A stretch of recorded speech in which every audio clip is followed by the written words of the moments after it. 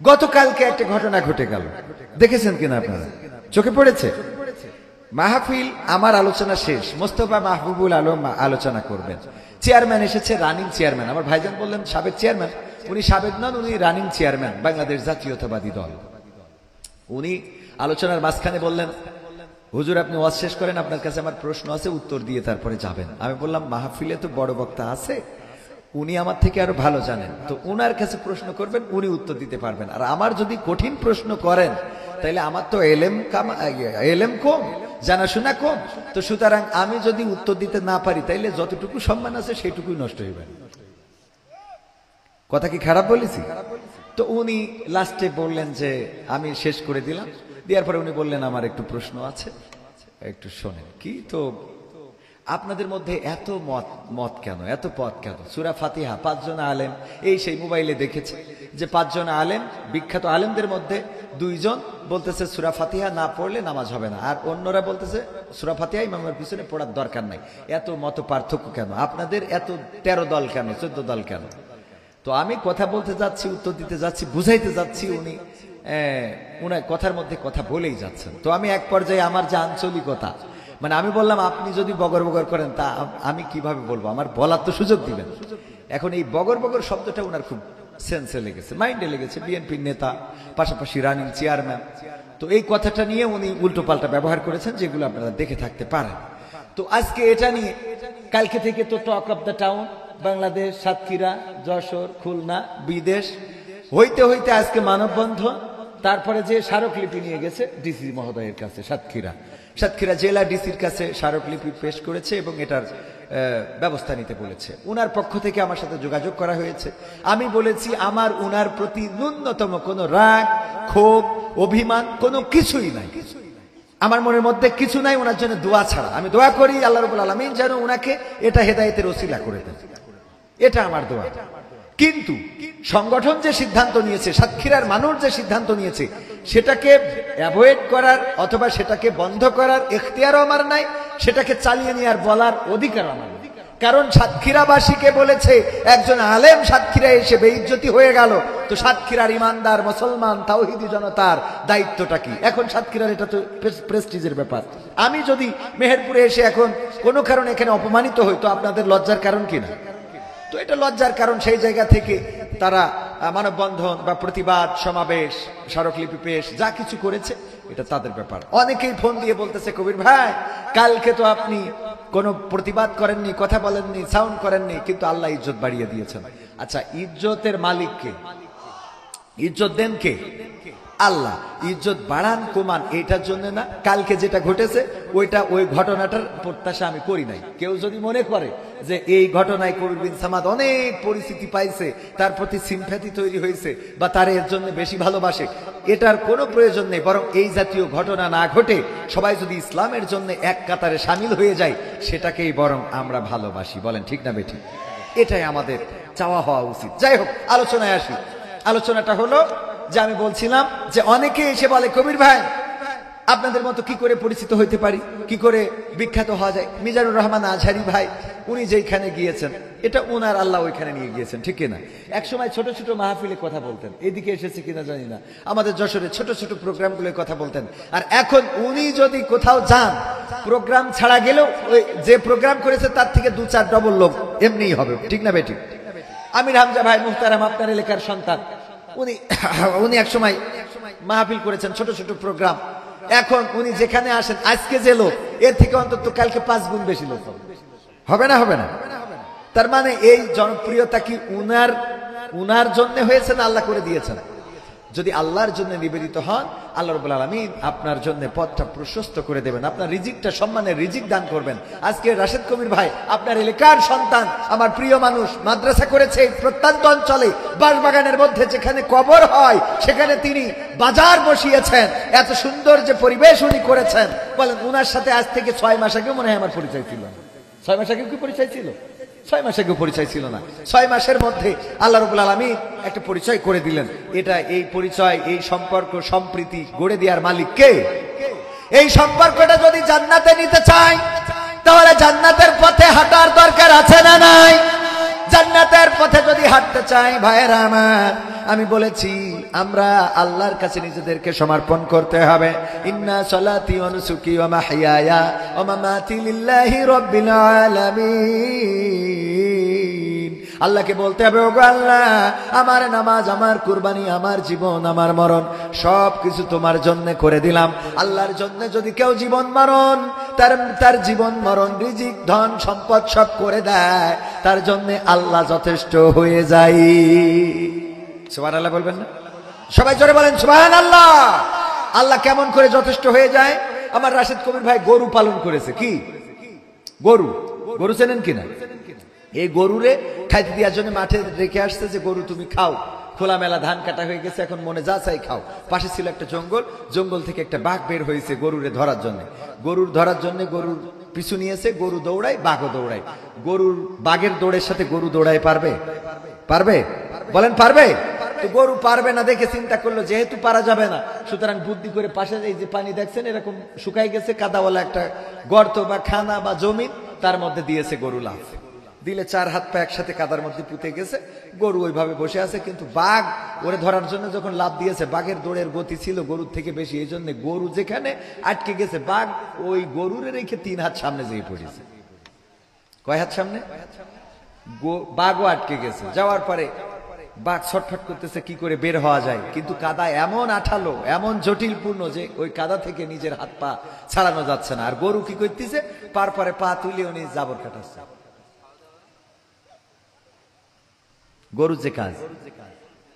বাঘ বলছে, গরু তুমি তো আসলেই গরু। গরু বলছে, কেন ভাই, কি হয়েছে? কি হয়েছে মানে? আরে গরু, তুমি যদি আজকে আমার কাছে ধরা দিতে, তাইলে আমি তোমারে খাইতাম, খেয়ে আমি বেঁচে থাকতাম। তুমি মারা যেতে কথা ঠিক, কিন্তু আমি তো অন্তত বেঁচে থাকতাম। আবার তুমি যদি দৌড়ায় পালিয়ে যেতে, তাইলে আমি আর তুমি দুইজনই বেঁচে যেতাম। কিন্তু এমন একটা কাজ করেছো, কাদার মধ্যে লাফ দিয়ে তুমিও আটকে গেছো, আমিও আটকে গেছি। এখন তুমিও বাঁচবা না, আমিও বাঁচবো না রে। গরু বলছে, তাইলে অসুবিধা কি? কয় এখনো কয় অসুবিধা কি? মারা যাবো এরপরে এখনো খাই। আচ্ছা গরু বাদ দে, তোর অসুবিধে বুঝছি না। আমার এখন প্রশ্ন হলো, এই বিপদের মধ্যে আমি যখন টেনশনে ছাড়ানোর চেষ্টা করতেছি, বেরোইতে পারি না, তুই তখন জাবর কাটাস কই? না তুই যে জাবর কাটাচ্ছিস, এটা কারণটা কি? গরু বলল, গো ভাই, তোমার আমি একটু ওয়াজ শুনাই। কয় শুনাব। বলতেছে, ইন্না সলাতি ওয়া নুসুকি ওয়া মাহইয়ায়া ওয়া মামাতি লিল্লাহি রাব্বিল আলামিন। ওগো ভাই শোনো, নিশ্চয় আমার গাড়ি টানা, আমার জোয়াল টানা, আমার নাঙল চষা, আমার ভুই বাসুই দিয়া, আমার দুধ দিয়া, আমার বাছুর দিয়া সব আমার মালিকের জন্য আত্মসমর্পণ করে দিস মালিকের কাছে। কয় ওয়াজ বুঝলাম না ভাই, ভালো করে বুঝায়। আমার একটা মালিক আছে, সেই মালিকের নাম রাশেদ কবির। মাহফিল করতেছে, এই জন্য ব্যস্ততার কারণে আমি এখনো বাড়িতে ফিরি নাই, এটা দেখার সুযোগ হয় নাই। রাত্রে যখন বাড়িতে ফিরবে, গোয়াল ঘরে লাইট মারবে, মেরে দেখবে আমি বাড়িতে ফিরি নাই, চিন্তা করবে তাইলে গরু বিপদে পড়েছে। আমার এই বিপদ থেকে উদ্ধার করার জন্য আমার মালিক সে মাঠে চলে আসবে, তার 5 ব্যাটারির টর্চ লাইট দিয়ে যখন লাইট মারবে, চারিদিকে লাইট মারতে মারতে আমারেও দেখবে, তোমারেও দেখবে। দেখার পরে রাশেদ কবির তার মাদ্রাসার ছাত্রদের এনে আমারে তো উদ্ধার করবে রে, আর তোরে এখানে কবর দিয়ে তারপরে এখান থেকে যাবে। ঠিক না বেঠিক? বলছো গো বাঘ ভাই, এবার বলো, জাবর আমি কাটাবো না তুমি কাটাবা? কয় ওয়াজটা কি বুঝিছাও? ওয়াজটা কি আপনারা বুঝিছেন? তার মানে গরু বলেছে, ইন্না সলাতি ওয়া নুসুকি ওয়া মাহইয়ায়া ওয়া মামাতি লিল্লাহি রাব্বিল আলামিন। ওর মালিক যে রাশেদ কবির, তার কাছে তার গাড়ি টানা, তার নাঙ্গল টানা, তার জল টানা, ওই মালিকের কাছে এমন ভাবে নিজের সমর্পণ করে দিয়েছে। মালিক যদি বলে আজকে কাদায় নামতে হবে, সে কাদায় নামে। যদি বলে আজকে শুকনো ভুই চষতে হবে, চষে। যদি বলে ডানি ডাইনে যায়, যদি বলে বামে বামে যায়। যখন বাছুর দেওয়ার দরকার দেয়, যখন দুগ্ধ দহন করার দরকার চুপচাপ দাঁড়ায় থাকে, দুগ্ধগুলো দহন করে নাই। গরু কিছু বলে না, কারণ গরু এই মালিকের কাছে নিজের আত্মসমর্পণ করে দিয়েছে। এমনকি যেদিন জবাই করবে, জবাই করার জন্য যেই খাটের কাছে গরু জবাই করে কাটতেছে, ওই খাটের কাছে যদি বেঁধে রাখে, তারপরে ওখানে শুয়ে শুয়ে জাবর কাটায়। ঠিক না বেঠিক? একটা গরু কুটা হচ্ছে, কাটা হচ্ছে, আর একটা গরু ওখানে শুয়ে জাবর কাটাচ্ছে। কারণ কি? কারণ ওর কথা হইলো আমার জীবন, আমার মরণ, আমার ইবাদত, আমার বন্দেগী সব রাশেদ কবিরের জন্য। সুতরাং ও যদি আমার জবাইও করে তো অসুবিধা কি? তাইলে আমাদের কেমন হইতে হবে আর কি বোঝানো লাগবে? ইসলামী আন্দোলনের নেতা কর্মী যারা নিজেদেরকে আল্লাহর কাছে সমর্পণ করেছে, আপনারা জানেন তারা ফাঁসির কাস্টে ঝুলেছে হাসি মুখে।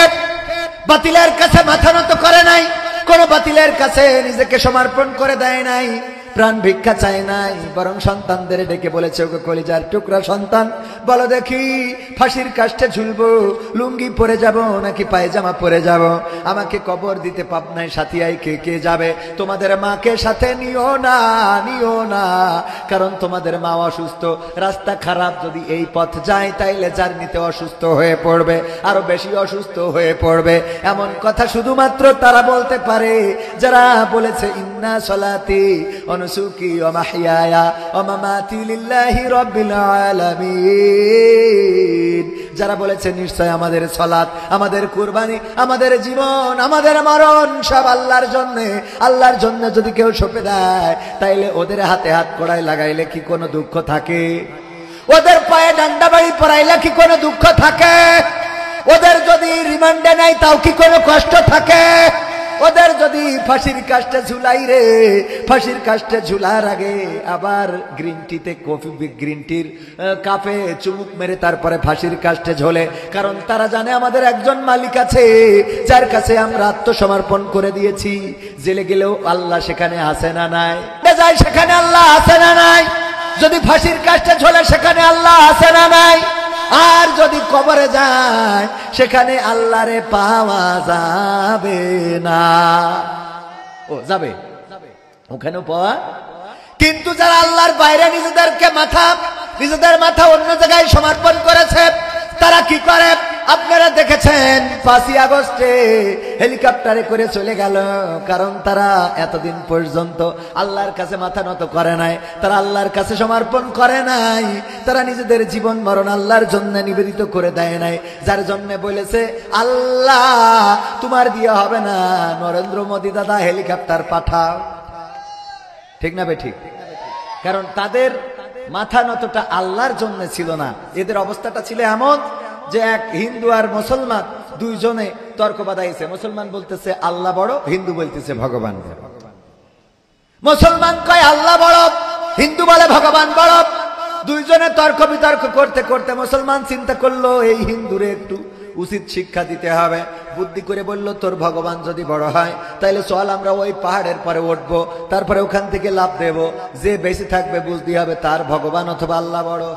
হিন্দু বলছে ঠিক আছে রাজি, চল। পাহাড়ের পর উঠেছে। মুসলমানের ধান্দা ছিল যে ওরে বইলে কোনোভাবে আগে লাভ দিয়ে হবে, ও পড়ে মরে যাবে, এরা লাভ দিয়ে লাগে। বুদ্ধি ঠিক আছে না? পাহাড়ের পরে দুইজনই উঠার পরে বলছে, মুসলমান বলছে লাভ দাও, হিন্দু বলে তুমি লাভ দাও, কয় না তুমি লাভ দাও না, তুমি লাভ দাও। কয় তুমি তো ডেকে এনেছো, কয় তুমি তো রাজি হয়েছো, তোমার ভগবান যদি এত বড় হয় তো তোমার লাভ দিতে অসুবিধে কোথায়?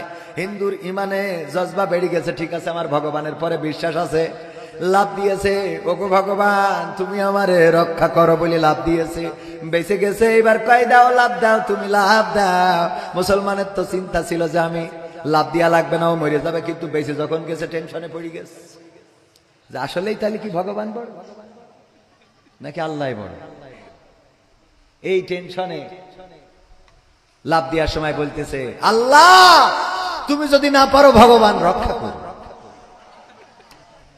বুদ্ধি আছে না নাই? আমার আগের যারা ছিল আল্লাহওয়ালা পরহেজগার, সকালবেলা উঠে আগে যায় নামাজ খুঁজতো, তারপরে নামাজ আদায় করতো, তারপরে কোরআন পড়ে দিনের শুরু করতো। এমনকি আমার স্বামী মুসলমান হাফিজাহুল্লাহ বললো ওলিয়া উলিয়ার পর্যায়ে পৌঁছে গেছে। কথা কয় না? ওলিয়া উলিয়ার পর্যায়ে পৌঁছে যাওয়া লোকগুলো যখন বিপদে পড়ে গেল, আমার ইসলামী আন্দোলনের নেতা কর্মীরা তারা হাসতে হাসতে ফাঁসির কাস্টে ঝুলল। কাদের মোল্লার জল্লাদেরা বলেছে, কাদের মোল্লা মানুষটা ছিল ছোট আর জল্লাদ গুলো ছিল সুঠাম দেহি, অনেক বড় বড়। এই জল্লাদ গুলো যখন কাদের মোল্লাকে ফাঁসির কাস্টে নিয়ে যাচ্ছিল, জল্লাদ গুলো বলেছে যে আমরা কাদের মোল্লার সাথে দৌড়াই পারি নাই, সে যেন আমাদের আগে অতি দৌড় দিয়ে ফাঁসির কাস্টে ঝুলে পড়ে ফাঁসির কাস্টে চলে গিয়েছে। ছোট মানুষটা, উনার হাঁটার গতিটা, উনি হাঁটলে বড়দের সাথে কি হেঁটে পারবে নাকি? না, পারবে না, কিন্তু এত দ্রুত গতিতে হেঁটেছেন যে জল্লাদেরাও তার সাথে হেঁটে পারে নাই। ওগো আমার ভাইয়েরা, কারণ কি? কারণ হলো এটা, তারা এটাই চিন্তা করেছে মৃত্যুর পরে সাক্ষাৎ হবে কার সাথে? কার সাথে? যারা আল্লাহর কাছে নিজেদেরকে সমর্পণ করে দেয়। হযরত আব্দুল কাদের জিলানী রাহিমাহুল্লাহ তিনি মাঝে মাঝে দোয়া করতেন, ওগো রব, তুমি যদি পরকালে হাসর শেষে বিচার শেষে আমারে যদি জান্নাতে দাও, আর জান্নাতে দিয়ে যদি আমার সাথে কথা না বলো, ওগো রব, এমন জান্নাত আমি প্রত্যাশা করি না, এমন জান্নাত আমি চাই না। আর তুমি যদি আমারে জাহান্নামে দাও, আর যদি বলো, ওগো আব্দুল কাদের জিলানী কেমন আছো, জাহান্নামটা কেমন লাগে, যদি এই খবরটা তুমি নিতে চাও, যদি নাও তাইলে সেই জাহান্নামে থেকেও আমি শান্তি পাবো। তুমি যদি খবর না নাও তাইলে ওই জান্নাতেও আমি যেতে চাই। এরা ভালোবেসেছে কাকে? আল্লাহকে। আল্লাহর প্রতি নিজেদেরকে সমর্পণ করে দিয়েছে, বিনিময়ে তারা জান্নাত পেয়েছে, বিনিময়ে তারা দুনিয়ায় সম্মান পেয়েছে। আল্লামা সাঈদীর জানাজা বন্ধ করতে চেয়েছিল, আল্লামা সাঈদীর কবর দেওয়া ওসিয়ত করা ছিল, যেখানে আজকে প্রধান অতিথি হিসাবে থাকার কথা ছিল সুযোগ্য সন্তান আলহাজ শামীম সাঈদী, উনি সহ ওনার কলিজার টুকরা সন্তান মাসুদ সাঈদী। তারা বারবার করে হাসপাতালে একটু দেখতে চেয়েছিলেন, যখন নিয়ে গেল একটা বারের জন্য কথাটাও বলতে দেয় নাই, একটা বারের জন্য তাদের সাথে সাক্ষাৎ করতে দেয় নাই। এই জীবন্ত মানুষটার ইনজেকশন পুশ করে শহীদ করে লাশটা ঢাকা শহরে জানাজাও পড়তে দেয় নাই, নিয়ে চলে আসতে হয়েছে খুলনায় কবর দিবেন ওসিয়ত মোতাবেক, কিন্তু খুলনায়ও কবর দিতে দেয় নাই। খুলনায় স্লোগান দিয়েছিল, খুলনার ইহুদি দেলোয়ার হুসাইন সাঈদী। বলেন নাউজুবিল্লাহ। যারা এই কথাগুলো বলেছিল তারা কি একজন আজ দেশে আছে? আর থাকলেও কি অন্তত উপরে আছে? কোথায় আছে? ইঁদুরের গর্তে। কোথায়? এমপিরা সব কোথায় গেল? মন্ত্রীরা সব কোথায় গেল? কোথায় কাদের কাকা? তাদের সারা দেশটা এখন লাগে ফাঁকা ফাঁকা। পালাবো না, প্রয়োজন হলে ফখরুলের বাসায় গিয়ে উঠব। ঠাকুরগাঁওয়ে বাসা আছে না? ঠিক না ভাই? ঠিক। পালাবে না, পালাবে না, যাই না তবু দেখা। পালাবে না, পালাবে না, যাই না তবু দেখা। তাদের সারা দেশটা এখন লাগে ফাঁকা ফাঁকা, ওদের সারা দেশটা এখন লাগে ফাঁকা ফাঁকা। আইন মন্ত্রী আটকে গেল আইনেরই ফাঁকে, দাড়ি সারা দরবেশের ভণ্ড ভণ্ড লাগে। আইন মন্ত্রী আটকে গেল আইনেরই ফাঁকে, দাড়ি ছাড়া দরবেশের ভণ্ড ভণ্ড লাগে। শুনছি কত নেতা নেত্রী খাইতেছে ভাই ডান্ডা, বিচারপতি কালামানিকের ফাটিয়েছে আন্ডা। পলকের ঝলক গেল, পলকের ঝলক গেল থামিয়ে নেটের চাকা। তাদের সারা দেশটা এখন লাগে ফাঁকা ফাঁকা, ওদের সারা দেশটা এখন লাগে ফাঁকা ফাঁকা। কই গেল সেই সংসদেতে মমতাজের গান? কোথায় গেল হযরত বলা স্বামী মুসলমান? আছে? পাওয়া যায়? মমতাজ কত গান গাইলো। আমি বলি এত বড় নেমো খারাপ। ওর যখন প্রেমিক চলে গেছে তখন গান গাইলো, ওরে ও রিকশাওয়ালা তুই ধীরে ধীরে চালা, তোর সাথে বলবো আমার মনে কত জ্বালা। বলিস না? বলে নাই? ওর প্রেমিক চলে গেল তাই রিকশাওয়ালার সাথে জ্বালার কথা বলল। আবার স্বামী যখন চলে গেল তখন কি বললো? বন্ধু যখন বউ লইয়া আমার বাড়ির সামনে দিয়া ভেন্সি কাটটা লুঙ্গি ধইরা হাইটা যায়, ও বুকটা ফাইটা যায়। বলেছে না? বলে নাই? তা তোর নেত্রী গেল, তো তুই একটা ফাটাফাটির গান গালি না? তো কথা কয় না? গেয়েছে একটা ফাটাফাটির গান, আমি শিখাই দিছিলাম, বললাম এইটা অন্তত গাও। আমার সোনার ময়না পাখি কোন বা দোষে দাদার কাছে গো,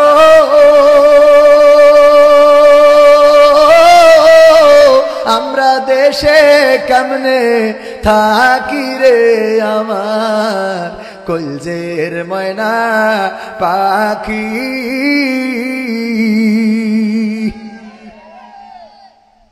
গাওয়া দরকার ছিল না ছিল না? যে কি কোন দোষ করেছি যে আমাদের রেখে চলে গেল এতগুলো সন্তান? অনেকেই বলতো জননেত্রী, অনেকেই বলতো কি যেন কের জননী, এরকম আর কি। তো যাই হোক, এত জননী, এত নেত্রী, মানবতার জননী, রোহিঙ্গাদের এই নিয়ে মানবতার দৃষ্টান্ত উপস্থাপন করেছেন। সেই জননী সব সন্তান রেখে নিজে হেলিকপ্টার কাপে করে চলে গেল। ঠিক না বেঠিক? তবে ওবায়দুল কাদের কাকা থাকলে এখন বলতো কি, অনেকেই ভাবে শেখ হাসিনা পালিয়ে গিয়েছে। শেখ হাসিনা পালাই না, শেখ হাসিনা হিজরত করেছে। কি রোধ করেছে? ঠিক না বেঠিক? ভাইরা আমার, এই কথাগুলো কেন বললাম? যারা আল্লাহর কাছে মাথাটা নত করে দেয় তারা ফাঁসির কাস্টে হাসতে হাসতে ঝুলে পড়ে। কিন্তু যারা আল্লাহর কাছে মাথা নত করে না, যারা শয়তানের কাছে মাথা নত করে, অথবা যারা মনে করে আল্লাহ বড় না ভগবান বড়, ওরা চিন্তা করে বাংলাদেশে থাকলে প্রাণ বাঁচবে না। এই জন্যই বলে, দাদা গো, আল্লাহ যদি না পারে তাইলে তুমি রক্ষা করো।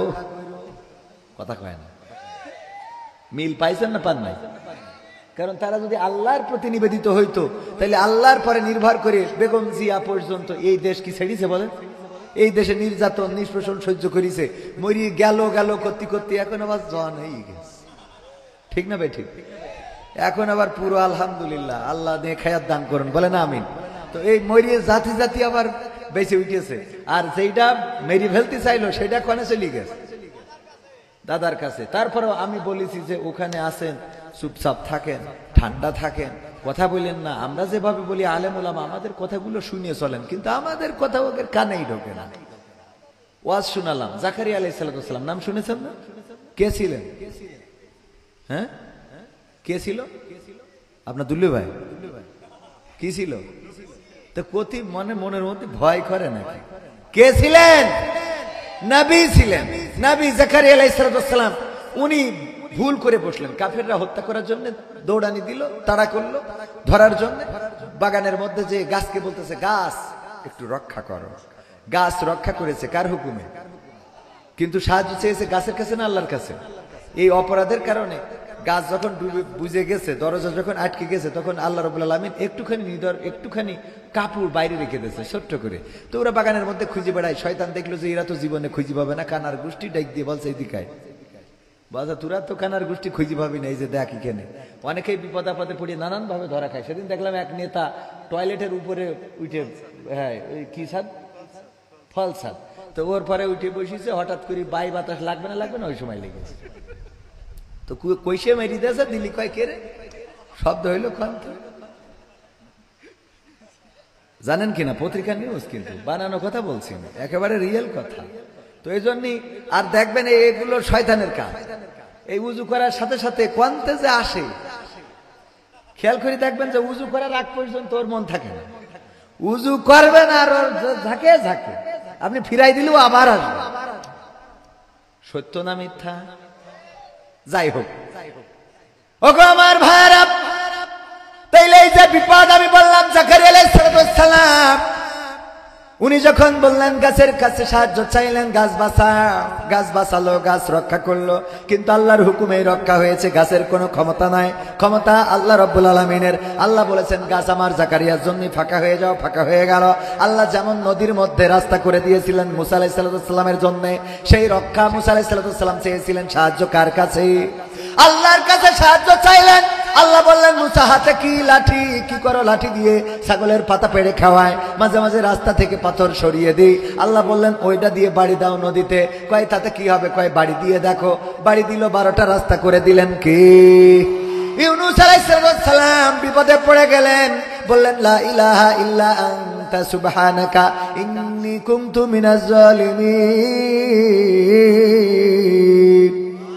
ইউনূস আলাইহিস সালাম বললেন, ও আল্লাহ, মহাপবিত্র তো তুমি, তোমার মতো পবিত্র সত্তা আর কেউ নেই, তোমার মতো পবিত্র ইলাহ আর কেউ নেই, তোমার মতো পবিত্র রব আর কেউ নেই।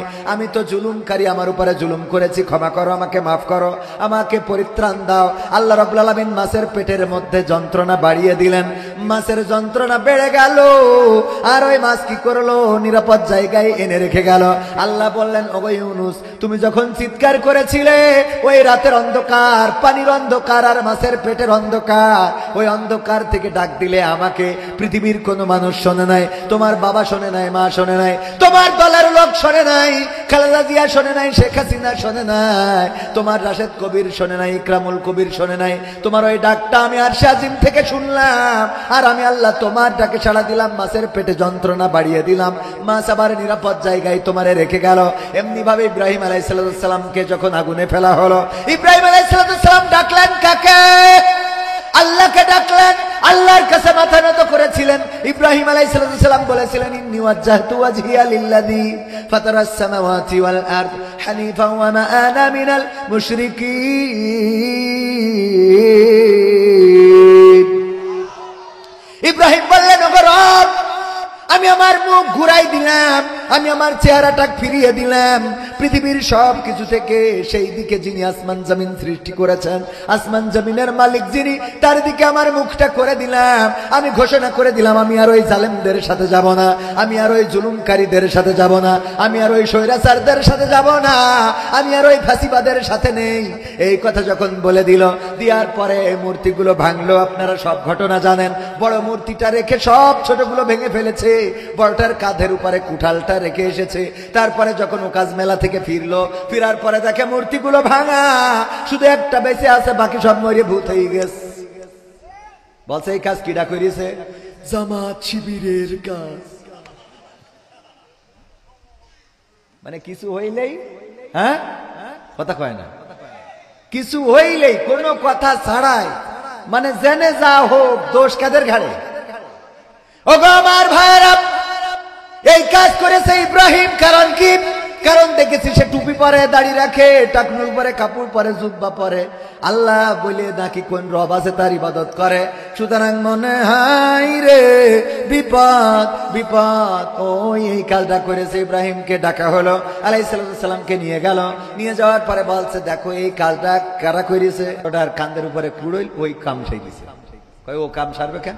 বলছে, ওই যে খাবার রয়েছে সামনে, ওই নিয়ে কাড়াকাড়ি করিয়েছে, ওর মেজাজ খারাপ হয়ে গিয়ে সবগুলো মেরিতে থুয়ে দিয়েছে।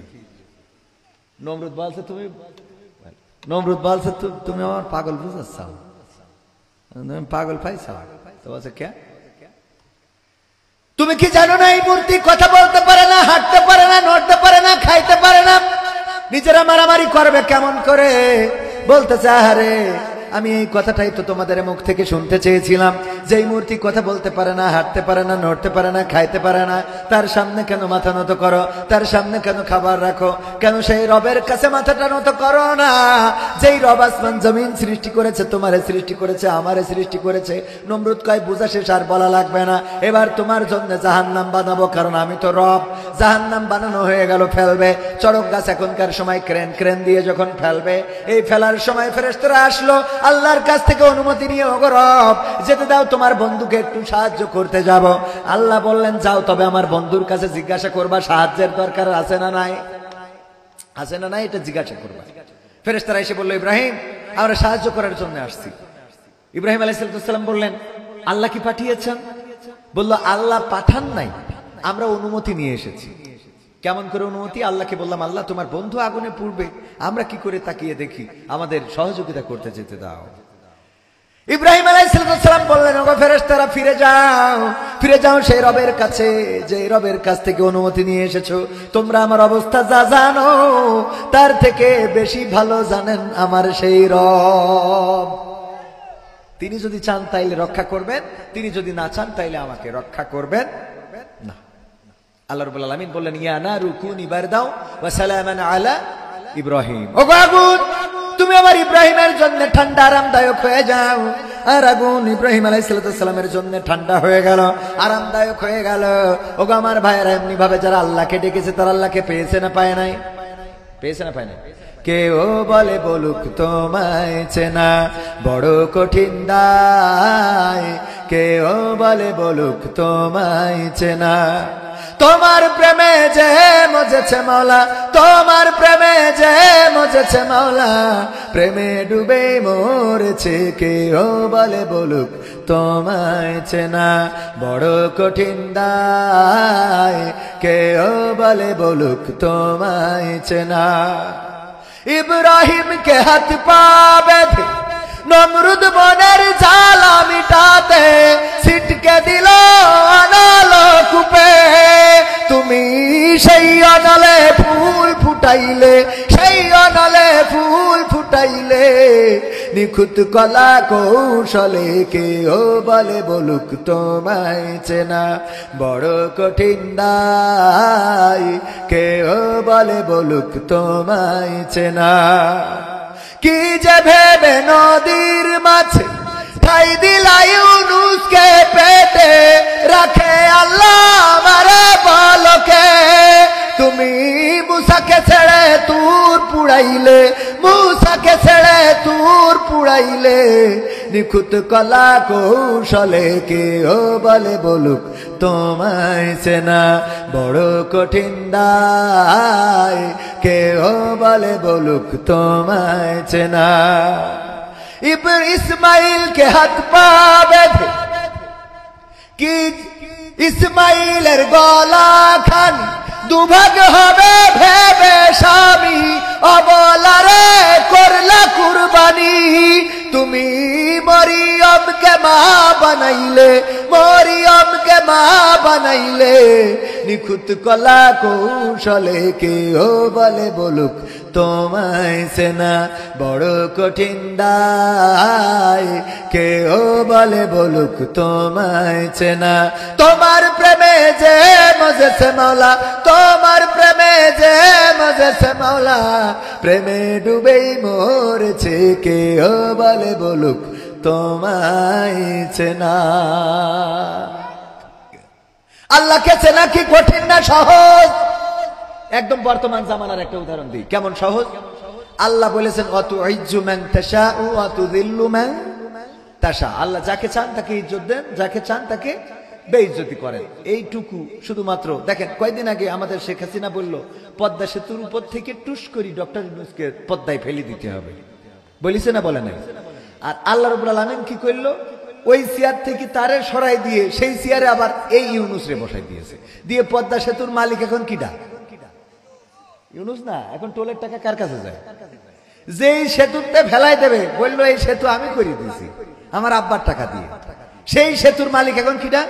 ডক্টর ইউনূস। আবার যে ফেলে মারতে চাইলো সেই ইউনূস আবার ভারতে দাদার সাথে যখন দেখা হইলো, দাদাও তো শুনলাম যে আমাকে সাথে নাকি মিটিং করবে না, পরে দেখা গেল যে না, দাদা মিটিং করবে মানে কি ওয়েটিং এ, কি কিটিং এ, ক্লাসে ছাত্ররা অপেক্ষায় থাকে না টিচার অপেক্ষায় থাকে?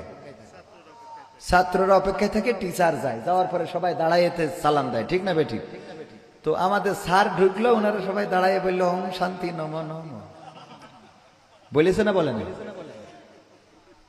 তাইলে মাল কি বোঝা গেছ? তো ছোটখাটো খেলোয়াড় না তো।